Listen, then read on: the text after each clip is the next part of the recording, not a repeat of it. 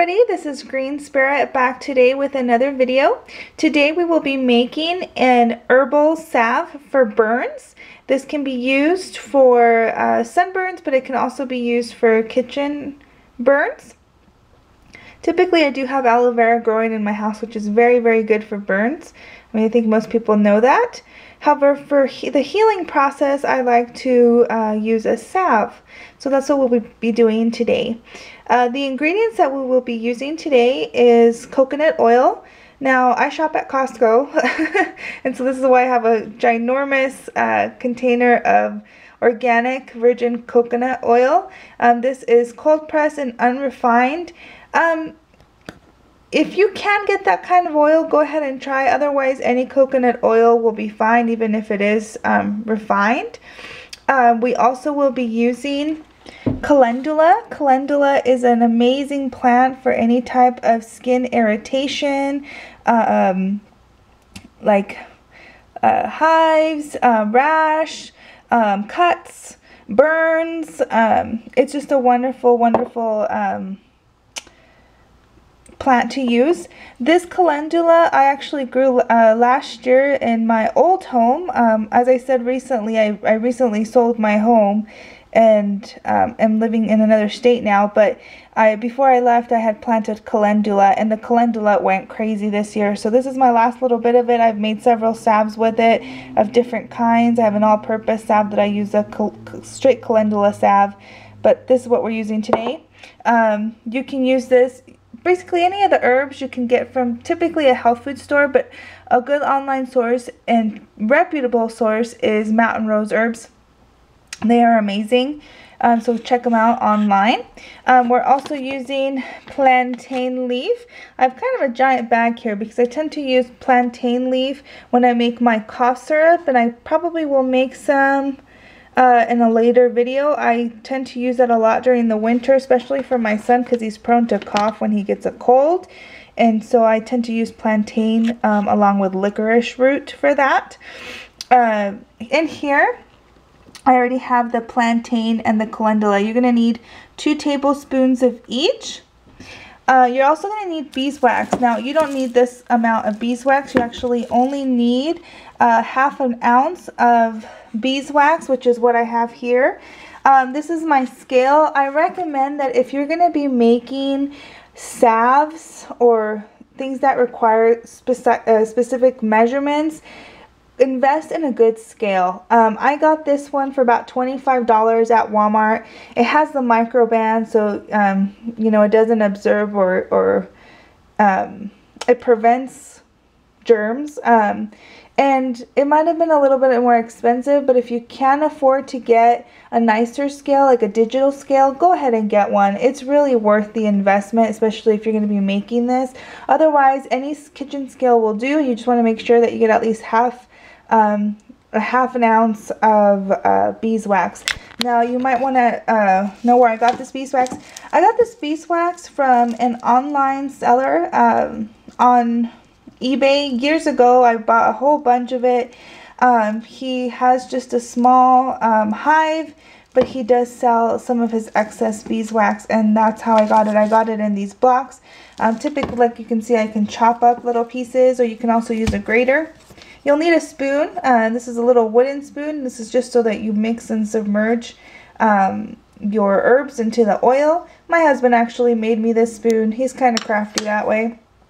You're going to need, as far as the coconut oil, I've got here half a cup of coconut oil. That's what you will need. You'll need some lavender essential oil. Technically, you can omit the oil if you don't have it. But lavender is also a very soothing and healing herb. So if you can get the oil, I would recommend that you do use it. And then this, we're not actually putting tea in our container or putting tea in our mixture. This is, I'm going to put my camera down here just a second. My husband buys this tea, this Blue Lotus chai. I love chai. I specifically like it when I'm sick. I think it's because it's so warm and soothing. But he saves these canisters for me, and they're really lovely. Like, they're just aluminum, and then they come with this cute little spoon. I mean, this is, I mean, I can reuse these for herbals, but I think this is adorable. But it comes with a little spoon. But we're just, I like to recycle these and put my salves in them. Just make sure that you write what it is so people don't think it's tea. But that's why I have this container here. You are also going to need a double boiler. Now, if you do not have a double boiler, it's okay. All you need is a pot, like a general pot. And then you do need a glass bowl. You just put water in the pot.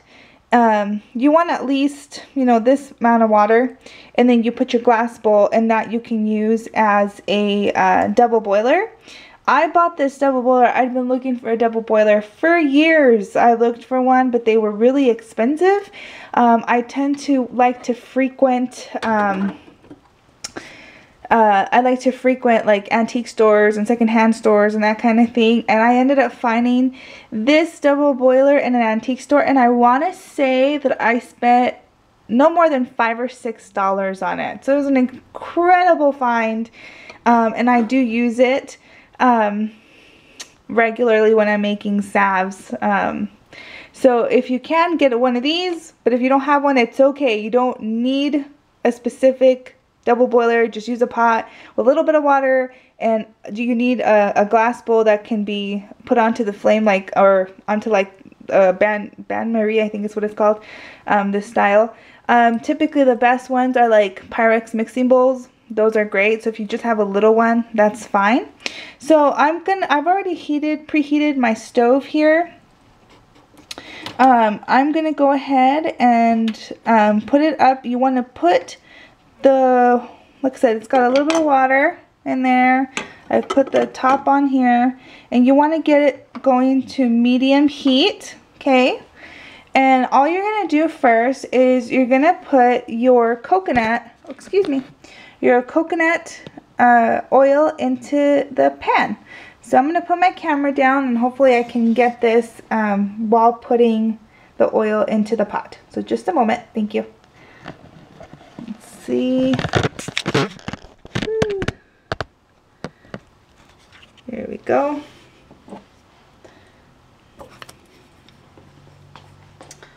Okay, so you want to go ahead and add your coconut oil, and like I said, this is half a cup of coconut oil.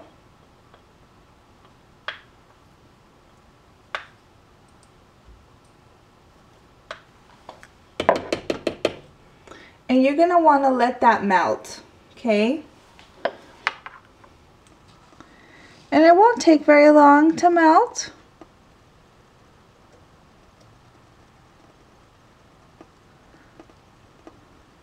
So the reason I'm making this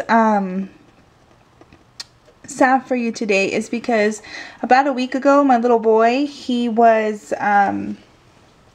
at school, and they serve breakfast at his school. Now typically I make him his breakfast every day before he goes to school, but sometimes if I'm really running late, or sometimes he just wants to eat with his class, I go ahead and let him eat at school.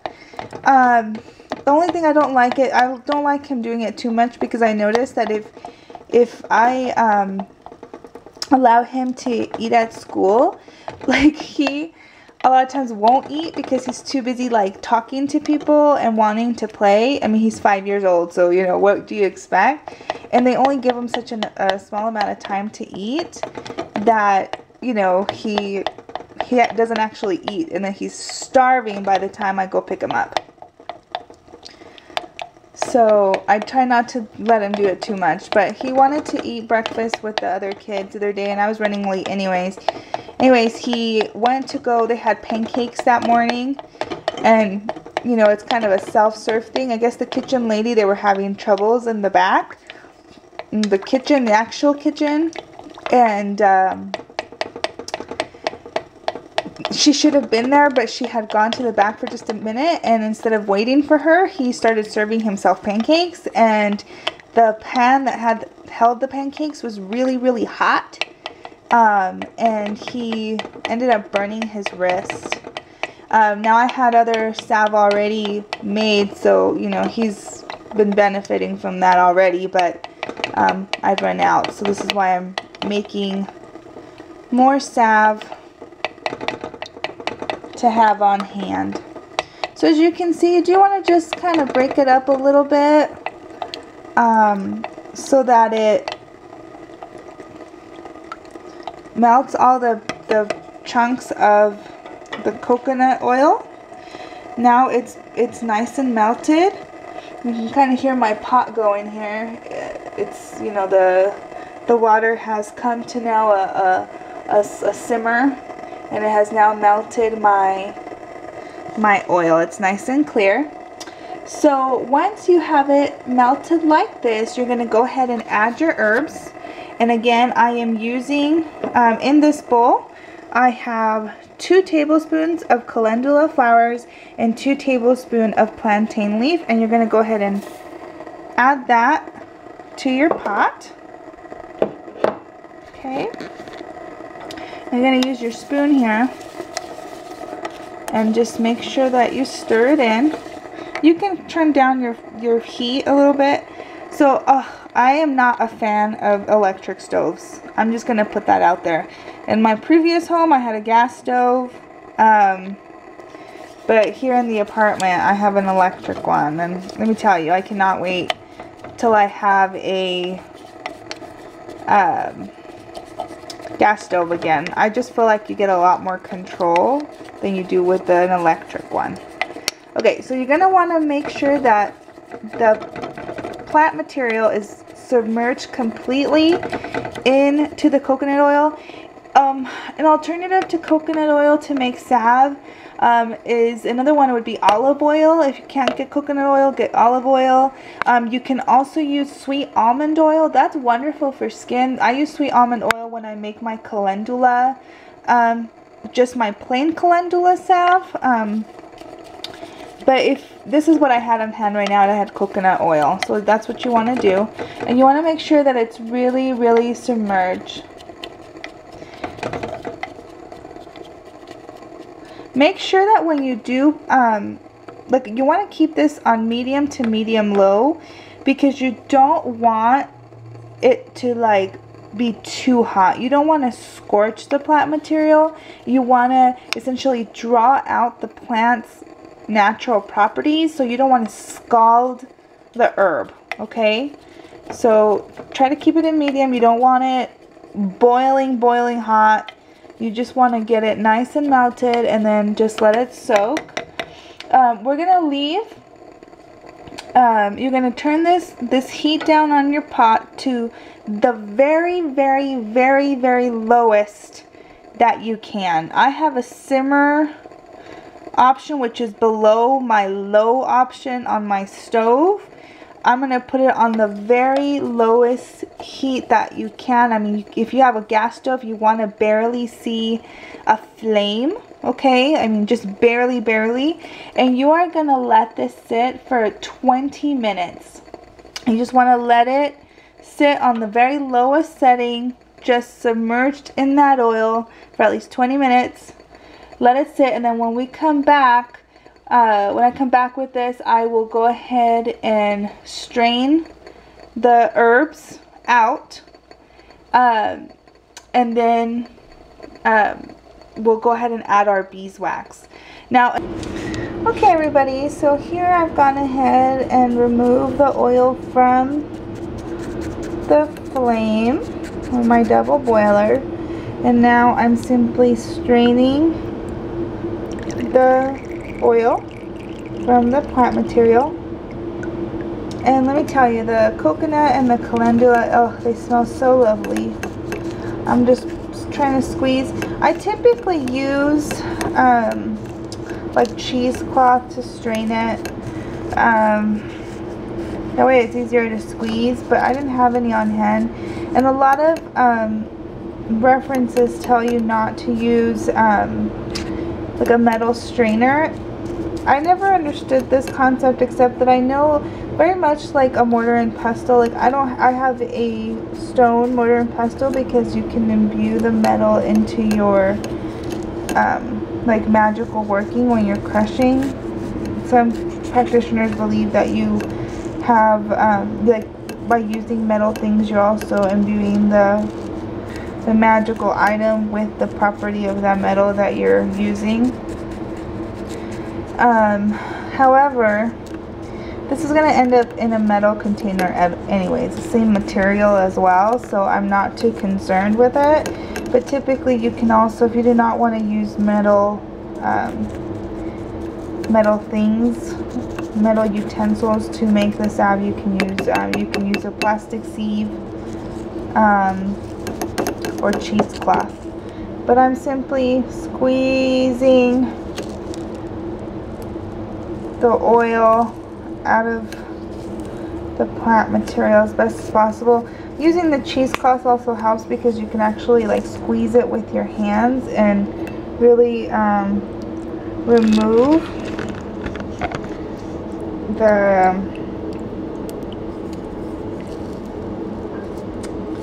squeeze as much as the oil as possible from the herb.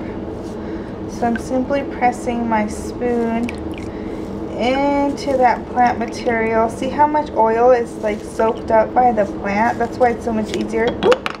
So much easier to use the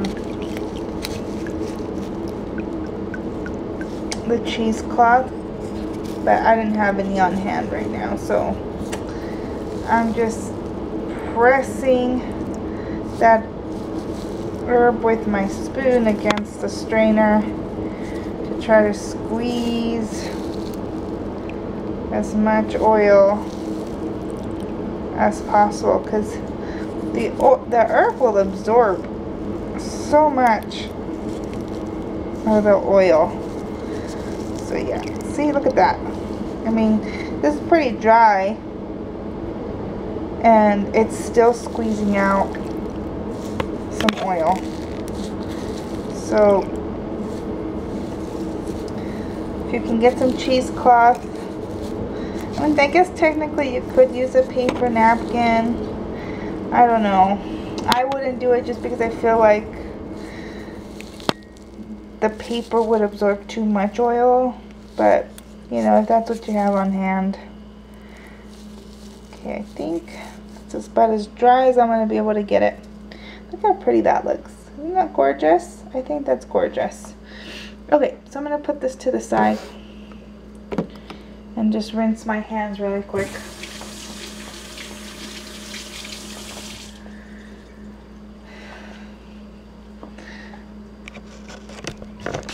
And here is the oil. As you can see, it's got like traces of the plant material.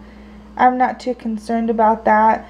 The cheesecloth would get all those fine particles out, but it's gonna be okay. I'm not really too concerned because I'm gonna re-pour this oil into my double boiler, and what will happen is that the excess debris at the bottom will stick to this little 1 cup ceramic bowl that I have. So, but the cheesecloth really works great. So if you have cheesecloth, go ahead and use it. Okay, so I'm gonna go ahead and look at, isn't that, I'm sorry, let me see if I can catch. Ooh, there we go, kind of. The green of this is so gorgeous. It's just a beautiful yellowish emerald green color. It's beautiful. Okay. Anyways, go ahead and pour it back into your pot. And see what I'm saying about how most of the debris will kind of stay with, you know, if I get a little bit in there, it's okay. I'm not too like anal about it. Okay. I wish I had better light in this kitchen, can I just say? Okay, so here it is, back onto the double boiler. And then to this, I'm going to get it back to the medium temperature on my stove. And then what we're going to go ahead and do is add our beeswax. Okay?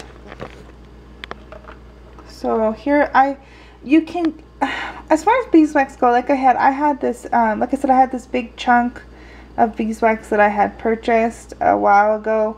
You can grate it to make it a little bit easier. You can chop it like I have into little bits. A lot of times they also sell them like in granule form. I know that Mountain Rose Herbs also sells beeswax, so if you're going to go ahead and just order the plantain and the calendula, you know, it might be a good idea to go ahead and get your beeswax. There's also a company that I think is wonderful, and they dedicate their company completely to bee products. So from anything from beeswax to honey, royal jelly, what's another thing that they use, like pollen, which is great for allergies, or not pollen, but the, yeah, I guess it is bee pollen, but it's Glory Bee Foods. You can check them out online. They're really great. They sell all kinds of bee products, and I believe they're starting to carry some herbs. I used to get a catalog from them.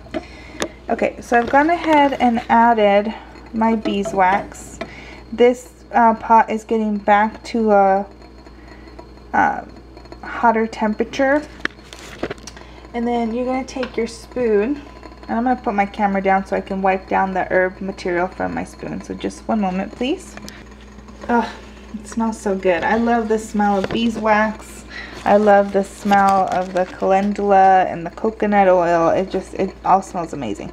Okay, so I've gone ahead and wiped my spoon down, and I've gone ahead and put my pot back onto medium heat here, and as you can hear, you can kind of hear the water starting to percolate again. And this might take a little while, but essentially you're just going to go ahead and add your beeswax and let it melt. And once again, this is ½ ounce of beeswax.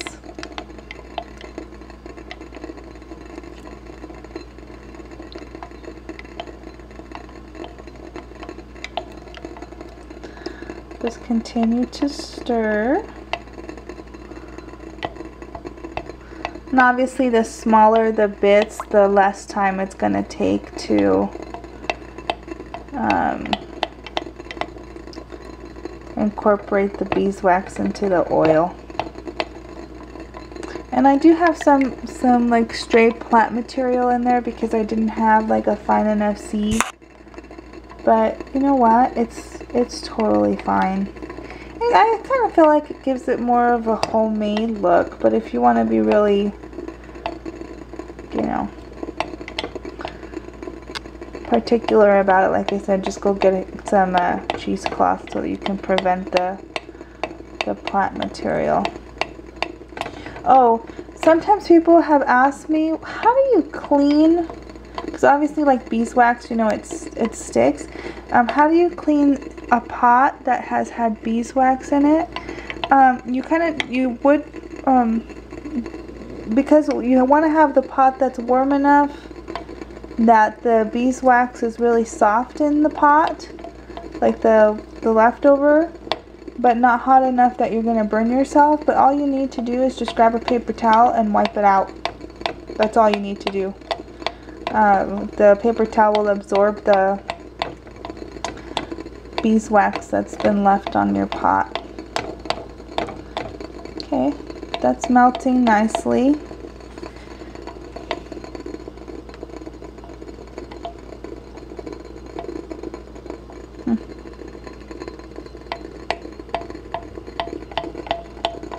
Okay, well, I'm going to pause this video while this melts, and then I'll come back. Okay, thank you.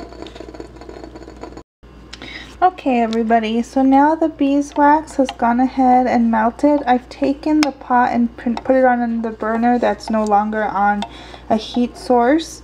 I do want to mention that when you are ready to kind of pour this, you need to have your containers at the ready. You do not want, if you have multiple containers, if you want to do like several little containers, you want to have them ready to go, cleaned out, ready to go for the salve to go into, because the beeswax will harden pretty quickly. especially if you're using smaller containers. This large container, it's going to take a while to harden, but you want to have it at the ready. Okay, so now that I've got my beeswax melted, I'm going to go ahead and incorporate my essential oil of lavender. Excuse me for my finger there. I'm trying to open this container. Okay, I'm going to go ahead and do 6 drops.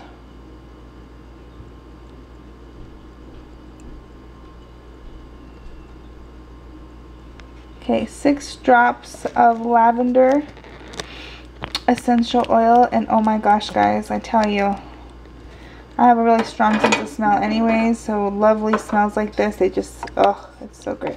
It smells so good in here. So I've gone ahead and incorporated my 6 drops of lavender essential oil, and all I'm doing is just mixing it thoroughly so that the essential oil, you know what, I'm going to go ahead and do 3 more. I'm going to do a total of 9 drops. So I'm going to do 3 more. Okay.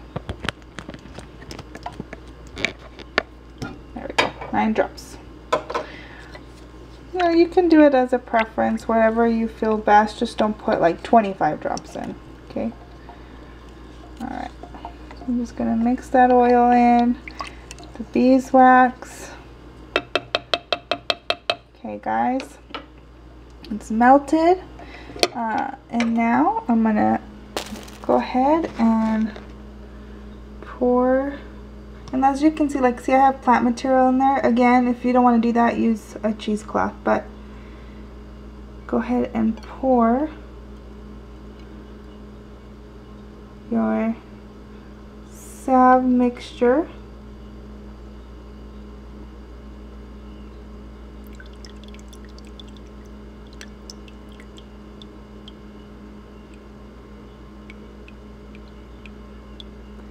And as you can see, look, it's strained out even some more by itself without the cheesecloth.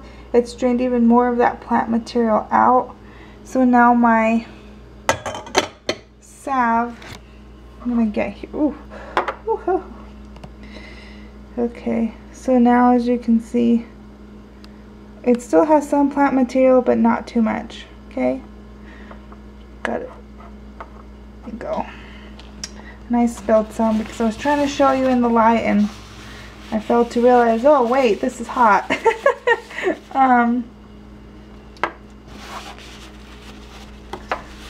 here we go. Clean that off. There we go. Alright guys, so there it is. And now you're just going to leave this uncovered until solid. You should be able to see when it starts getting hardened. It kind of gets kind of milky looking. Right now it's, I wish, there you go. It's kind of clear. So just let that set, and then it shall be done and ready to use. And so I will see you again when this is ready to use. Thanks. Okay everybody, so here is the finished salve. As you can see, I've dipped my finger in it and put some on my son's wrist. But this is the finished salve. And it's got a nice texture to it. That's it. And then I can go ahead and rub it on my skin. Rub it in. See, it rubs nicely in. And it smells amazing. But that's our salve. So thank you for watching. I hope you enjoyed this video. If you did, please hit that like button. And if you really liked it and would like to see future videos from me, please subscribe. Thank you for watching, and blessed be. Goodbye.